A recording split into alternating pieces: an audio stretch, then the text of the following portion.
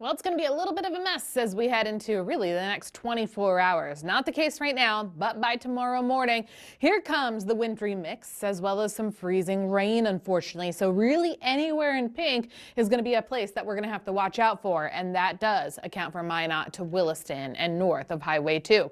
So the Arctic air moving it out. But I bring us this warm front here. This is why we're talking about obviously temperatures right now near zero. But by tomorrow afternoon, they inch closer towards 32 degrees. And that's why we're going to be seeing the warm up. In fact, over in Montana, it's registering as rain on that radar. So the way it happens here and the way it changes, we keep building in those clouds for us into the overnight hours.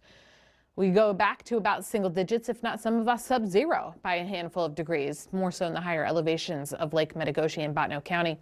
But we go to the morning hours. See how that snow moved on in, but now the warmer air, that warm front is also in. So it's changing our upper atmosphere with a warm layer. Meanwhile, it's still cold at the surface. So that's why we're going to see some of that snow melt along the way, hence why we see the freezing rain potential, and then it freezes on contact because the surfaces at the ground are below 32 degrees or that freezing point. We go to 11 o'clock, it transitions over still because here comes the 32-degree range and warmer for the daytime highs. So Williston at around lunchtime, it's going to feel and be right around 32 to 34 degrees, the melting point of water. So that's why we're going to see that accrue and build upwards. Once we go to 8 p.m. then on our Saturday, most of the moisture is all said and done. It's just now we're into the eastern half of the state, but the northwest winds are staying persistent because now we're going to drop temperature wise as we go into our Sunday. So when you combine all of this,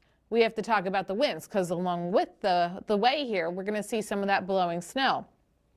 So not the case for the blowing snow as we head into this evening. It is a south wind. So temperatures will still be near 0 degrees, gusts of 25 miles per hour. But as soon as we transition over to that warm front coming through, that's where we're going to see the blowing snow potential. I will say the snow has a more of a potential to blow around as we go into the eastern half of the state than it will be in the northern tier. So the ice coating potential is still going to be building for us here as we go throughout the time frame.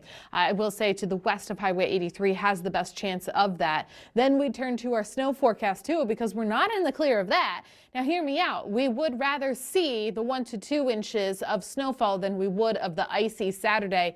But by the time we head into Monday and beyond, it definitely gets a whole lot warmer.